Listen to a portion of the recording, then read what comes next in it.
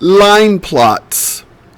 Before the boys and girls move on to multiplication of fractions, we take a hiatus into one lesson in Chapter 12 where we will be plotting data.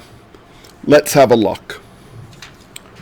In order to plot data, we need to have some data in order to put onto a plot.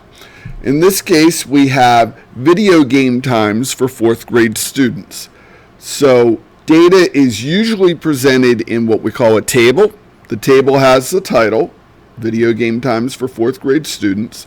And then the data are broken down into two categories. The time, and in this case we're reporting time in hours. So we have a quarter of an hour, a half hour, 3/4 of an hour, and a full hour. And then the tally. The tally is how many students have each of these times. So 1/4 of an hour, we counted 3 students. Half an hour, we counted 2 students. 3/4 of an hour, we counted 1 student.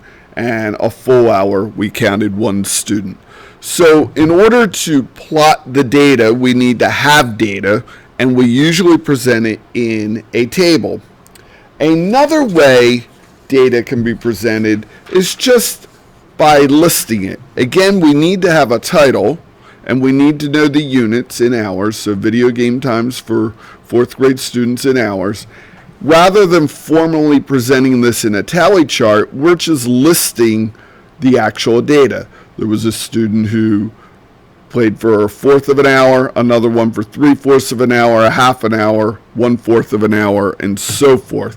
These are the same data that are included on this tally chart. So either way, we have the data.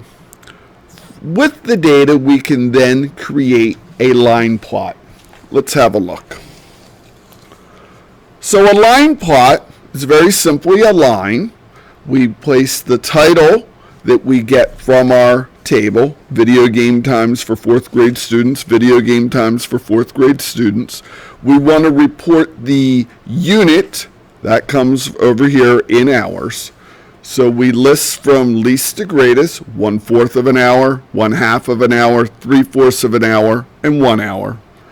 And then we are going to use our data to create the line plot.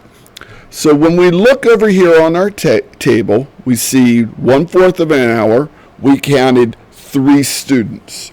So we come to 1/4 on our line, and we are going to put 3 X's to represent the 3 students. Then we'll move over to 1/2.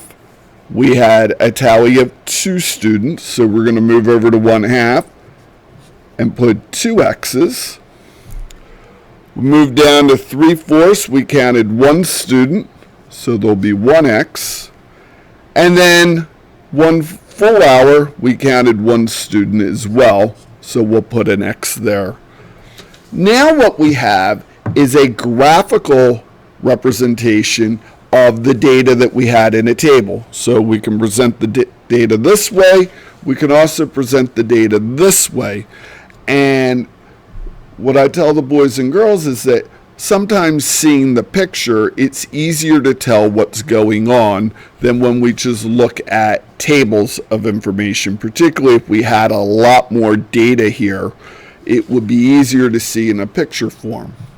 So a few questions we could ask about these data are, what amount of time did most of the students play? And we would look at that and clearly see that 1/4 of an hour was more popular than any of the others.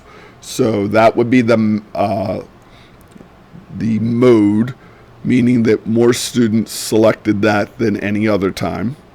We could ask, what was the greatest amount of time that students played on the video games? And that would be for 1 hour. That would be our maximum.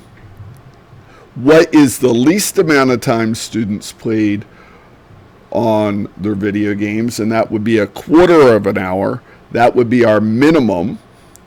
We could ask about the range. The range is the difference between the maximum and the minimum. So 1 minus 1/4, which would be 3/4 of an hour. So the range would be 3/4 of an hour. This is how we create line plots in 4th grade.